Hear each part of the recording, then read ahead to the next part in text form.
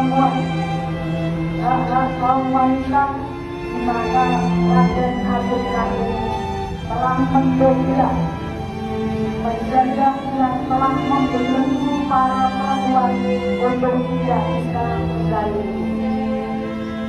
Sehingga perjuangan Raden Abdul Karim bisa kita nikmati sampai sekarang.